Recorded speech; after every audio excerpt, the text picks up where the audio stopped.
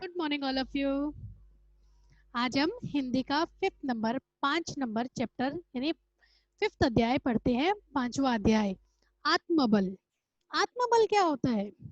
आत्मबल यानी हमारे अंदरूनी ताकत, जो हमें अपने अंदर से बल मिलता है, वो हमारा आत्मबल होता है। हम किसी भी काम को करते हैं, कई बार ऐसा होता है कि हमारा शारीरिक बल की हमें जरूरत नहीं होती है। हमारे अंदर बहुत बल है, हमारे अंदर बहुत ताकत है, लेकिन हम मानसिक तौर से, हम अंदर आत्मा से, यानी हमारे मन में इतनी ताकत नहीं होती है कि हम उस कार्य को कर सके।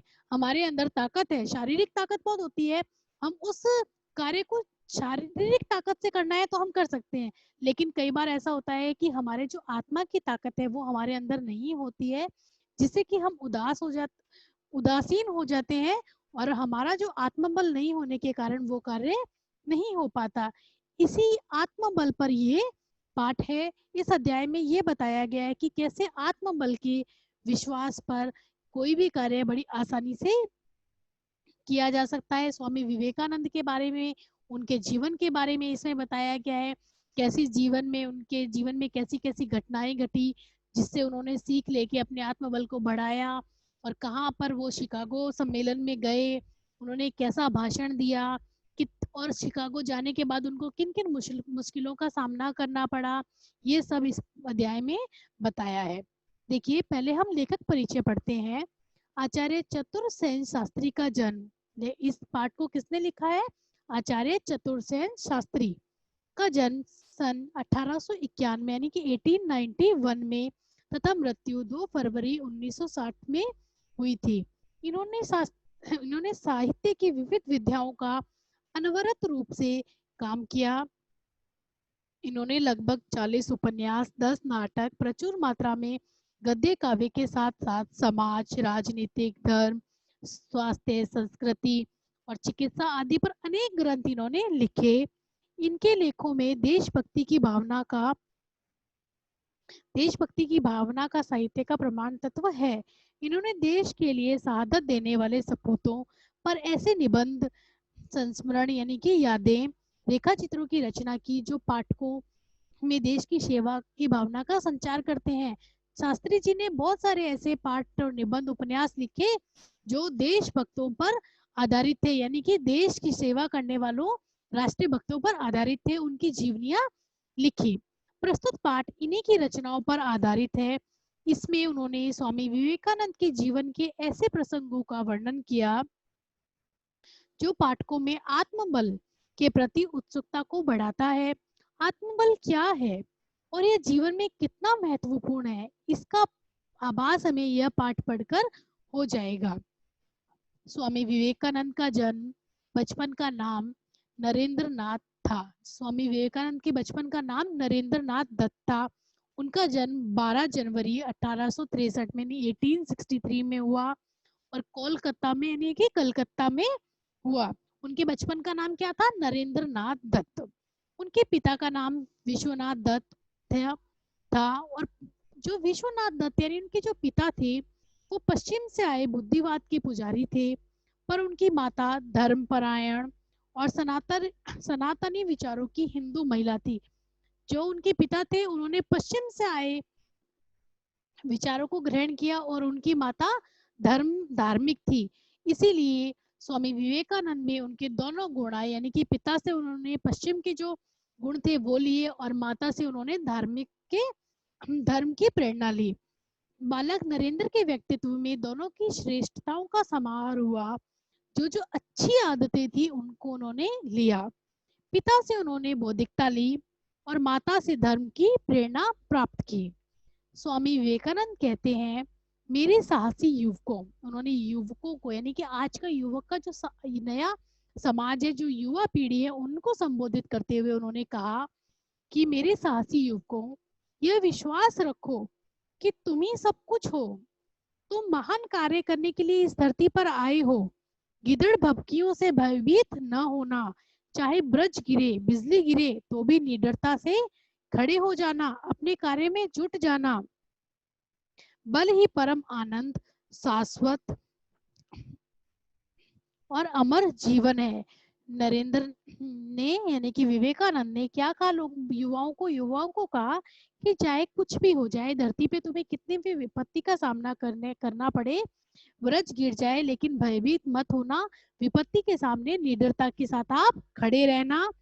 निरंतर दुर्बलता निरंतर भार स्वरूप है। दुर्बलता यानी यदि आप उस सामने विपत्ति है उससे भाग रहे हैं तो वो दुर्बलता है आपकी, वो एक भार के स्वरूप है आप में, और दुख स्वरूप है। और दुर्बलता क्या है, मृत्यु के समान है।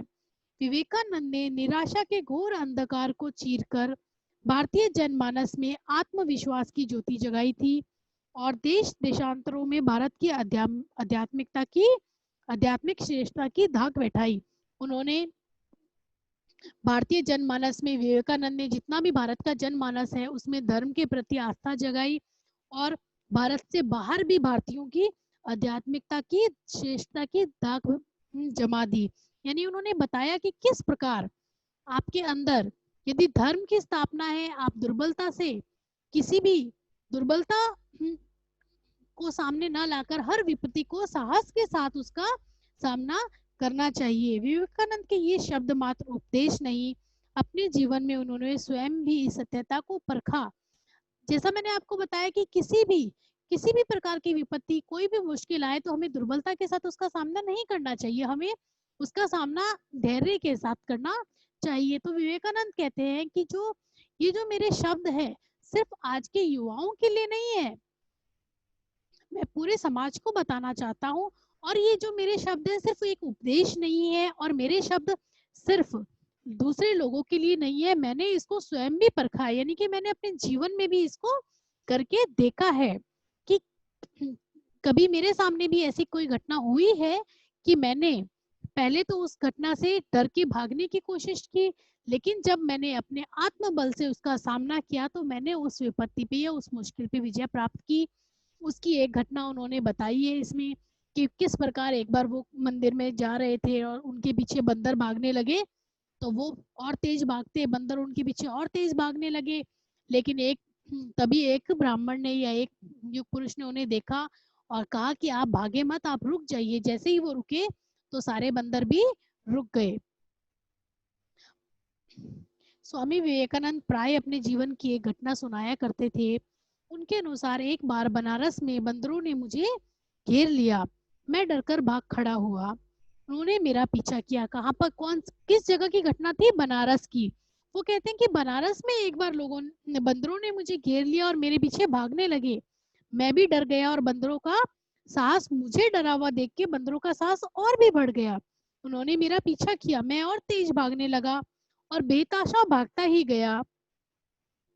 तभी एक सन्यासी ने मुझे देखा और आवाज दी और कहा कि तुम रुको और बंदरों का सामना करो। उन्होंने मुझे रुककर बंदरों का सामना करने के लिए कहा। मैं भागता हुआ एकदम रुक गया। जैसे ही सन्यासी ने कहा कि आप इन बंदरों का सामना करिए, रुक जाइए और इन बंदरों का सामना करिए, तब वो कहते हैं कि मैं भागता हुआ एकदम से रुक गया और मुड़कर जो ही बंदरों को ललकारा, वे क्षण भर के लिए ठिठक गए। यानी कि जैसे ही स्वामी विवेकानंद लगातार भागते जा रहे थे, बंदर भी उनके पीछे लगातार भागते जा रहे थे, लेकिन जैसे ही स्वामी विवेकानंद एकदम से रुके तो वो बंदर भी एकदम से ठिठक कर रुक गए और दूसरी तरफ मुड़कर चल दिए। इस घटना से मेरे मन में यह बात बैठ गई कि सामने विपत्ति देखकर भय से पीठ दिखाना कायरता ही नहीं, जोखिम मोल लेना भी है। इसके बाद मेरे जीवन में अनेक विकट स्थितियां आई, यानी बहुत मुश्किल वाली स्थितियां भी आई, पर मैं उनके आगे पर्वत के समान खड़ा रहा। कहने का क्या तात्पर्य है कि मेरे जीवन में बहुत सारी मुश्किलें आई, लेकिन मैंने उनका सामना डटकर किया। आत्मबल के आगे विपत्ति कैसे टिक सकती है? यदि आपके अंदर आत्मबल यानी कि आपका मन मजबूत है तो कोई भी विपत्ति आपके आगे नहीं टिक सकती।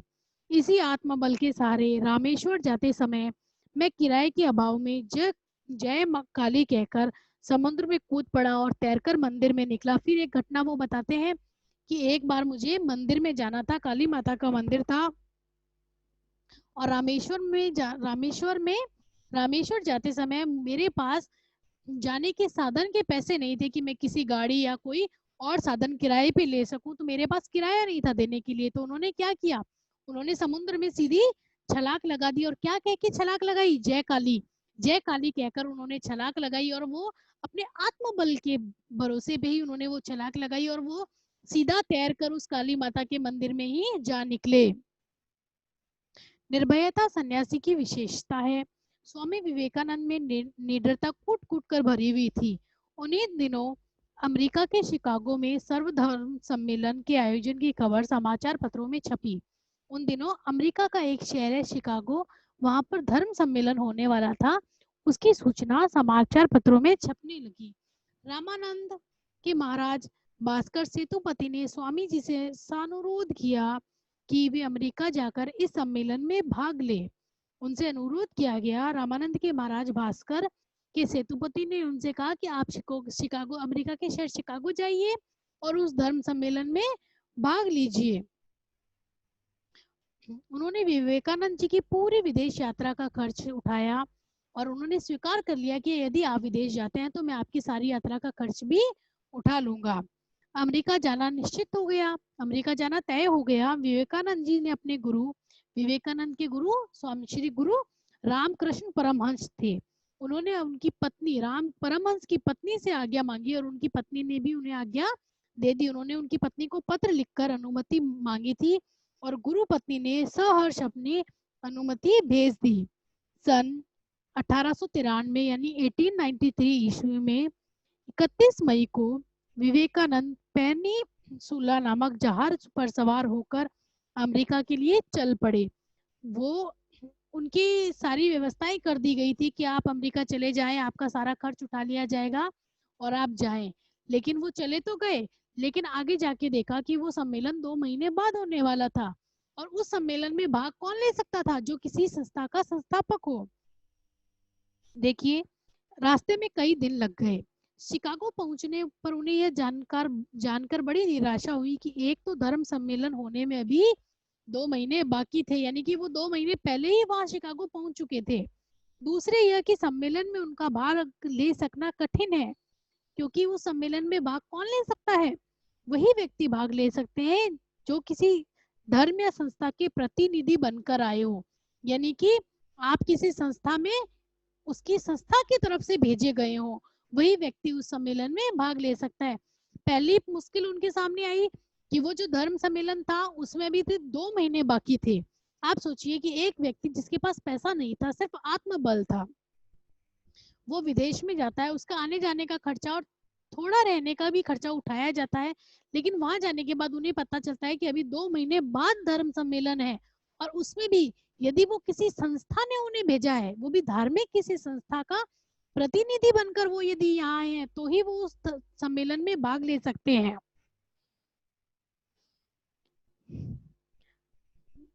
अनिश्चित की स्थिति में वह वहां से बोस्टन चले गए। उन्हें अनिश्चित था कि अभी 2 महीने बाकी हैं और यह भी विश्वास नहीं था कि वो भाग ले सकते हैं कि नहीं, क्योंकि वे स्वयं अकेले ही गए थे, किसी संस्था की तरफ से नहीं गए थे। वे बोस्टन चले गए। अमेरिका जैसे देश में बिना रुपए पैसे के 2 महीने बिताना कोई सरल काम नहीं था।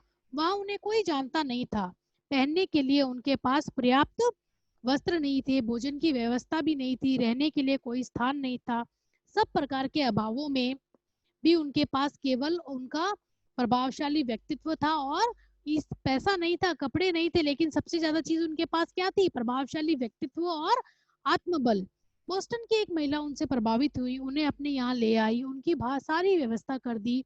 उनकी विद्वता से प्रभावित होकर दर्शन शास्त्र के एक प्रोफेसर ने उन्हें एक सिफारिशी पत्र दिया ताकि वे धर्म सम्मेलन में भाग ले सके। उन्हें एक महिला मिली बोस्टन में, वो उनके विचारों से प्रभावित हुई और अपने यहाँ ले आई। उन्हें एक दर्शन शास्त्र के एक प्रोफेसर से मिलवाया, जिन्होंने एक उन्हें सिफारिशी पत्र दिया कि आप धर्म सम्मेलन में भाग इस पत्र के बदौलत ले सकते हैं। विवेकानंद जी पत्र लेकर शिकागो की तरफ चल दिए, लेकिन वो पत्र कहीं उनसे खो गया। पर वहां पहुंचने पर उन्हें पता चला कि वह पत्र रास्ते में कहीं खो गया है। फिर से वह विपत्ति में फंस गए। भूख और प्यास से परेशान होकर वह रास्ते में ही एक जगह बैठकर सोचने लगे कि अब क्या किया जाए। इतने में सामने वाली हवेली से एक महिला उनकी गेरुए कपड़े और तेजस्वी व्यक्तित्व को देखकर वहां उनके पास आई और पूछा, क्या आप धर्म सम्मेलन के प्रतिनिधि हैं? विवेकानंद जी ने अपनी आपबीती उस महिला को सुनाई। जहां वो बैठे थे वहां पर एक महिला आई। उसने जब उनसे पूछा तब उन्होंने अपनी सारी बात उन्हें बताई। उसने स्वामी जी की सारी व्यवस्था कर दी। उस उदारमना महिला का नाम मैसियल डब्यूल था, हल था। उसने फिर उनकी व्यवस्था की। 11 सितंबर 1993 को धर्म सम्मेलन आरंभ हुआ। बैठने के लिए जो स्थान बना हुआ था उस पर जाकर विवेकानंद जी बैठ गए। सभा में लगभग 700 अमेरिकन विद्वान बैठे थे। यह समाज देखकर विवेकानंद जी दंग रह गए। इसी समाज में उन्हें आख्यान देना था। उनको दंग रह गए कि इतने बड़े बड़े लोग आज यहाँ पर बैठे हैं और मुझे भी वहीं पर भाषण देना है। सब लोग भाषण देते गए। अंत में वह समय भी आया जब उन्हें सम्मेलन के अध्यक्ष ने पहले श्रोताओं को विवेकानंद का परिचय दिया। विवेकानंद जी ने मन ही मन देवी सरस्वती की वंदना की और इन शब्दों के साथ अपना भाषण देना आरंभ किया। अमेरिका के मेरे प्यारे भाई और बहनों, आज से पहले विवेकानंद जैसा भाषण वहां पर किसी ने भी नहीं दिया था। किसी भी वक्ता ने अपना भाषण इस संबोधन से आरंभ नहीं किया। 2 मिनट तक तालियों की गड़गड़ाहट के मारे कानों की झिल्लियां फटती रही। अपना व्याख्यान यानी अपना भाषण समाप्त करके जब विवेकानंद जी बैठे तो उन्हें लगा मानो सिर पर से बोझ उतर गया। उनके सर पे बोझ था कि इतने बड़े बड़े विद्वान बैठे हैं, उनके बीच में वो कैसे भाषण देंगे। लेकिन उन्होंने अपना भाषण मेरे प्रिय भाई और अमेरिका के भाई और बहनों से शुरू किया, जो सबको पसंद आया और बहुत देर तक इसके लिए तालियां भी बजती रही। और उनकी गिनती किसमें होने लगी? प्रसिद्ध व्यक्तियों में होने लगी। विवेकानंद ने सम्मेलन में 6 से 7 व्याख्यान दिए। श्रोतागण रात को बड़ी देर तक पंडाल में बैठे रहते और विवेकानंद का भाषण बड़ी श्रद्धा और लगन से सुनते। यानी कि उन्होंने 6-7 भाषण दिए और लोग सुनने वाले उन्हें रात तक बैठकर सुनते भी थे। जो ही वे बोलने को खड़े होते, तालियों की गड़गड़ाहट मंडप में गूंज जाती। वास्तव में उस सारी सभा में विवेकानंद जैसा सुंदर और प्रभावशाली कोई भी नहीं था। उसके बाद तो अमेरिका भर में विवेकानंद के भाषणों की बाढ़ आ गई। उनके व्याख्यानों से प्रभावित होकर कई अमेरिकन उनके शिष्य बन गए और न्यूयॉर्क नगर में तो विवेकानंद जी लोगों को नियमित रूप से शिक्षा व्याख्यान देने लगे। उनके ये व्याख्यान ज्ञान योग और राजयोग नामक पुस्तक में छपने लगे। अब अमेरिका के लोगों ने क्या किया? उनका शिष्य बन गए। अमेरिका के लोग उनके शिष्य बन गए और उनके जो भी उपदेश थे वो ज्ञान योग और राजयोग नामक पुस्तक में छपे। अमेरिका में विवेकानंद जी 2 वर्ष तक रहे और वहां उन्होंने भारतीय संस्कृति और धर्म का डंका बजाया, यानी कि भारत की संस्कृति और धर्म का प्रचार किया। अपने कार्य को स्थायी बनाने और व्यवस्थित रूप देने के लिए स्वामी जी ने रामकृष्ण मिशन की स्थापना की। आपसे कोई पूछे कि रामकृष्ण मिशन की स्थापना किसने की, तो आप कहेंगे स्वामी जी ने। और भारत, अमेरिका, इंग्लैंड की में इसकी शाखाएं भी उन्होंने खोली। यह संस्था उस तप, त्याग और सेवा का प्रतीक है जिसके लिए स्वामी जी ने अपना समस्त जीवन अर्पित किया, यानी अपना पूरा जीवन उन्होंने रामकृष्ण मिशन को दिया। बिना आराम के निरंतर कार्य करते रहने से उनका स्वास्थ्य बिगड़ा और 4 जुलाई 1902 को उनका निधन हो गया। और समस्त देशवासी और देश देशांतरों में हजारों, मतलब भारत से बाहर भी जो भी उनके शिष्य थे, वो उन सबको, हजारों भक्तों को बिलखता छोड़कर इस संसार से चले गए। स्वामी जी के गुरु रामकृष्ण परमहंस की भविष्यवाणी थी कि मेरे इस शिष्य के जीवन का लक्ष्य जब पूरा हो जाएगा तब वह भरी जवानी में इस दुनिया से चल देगा।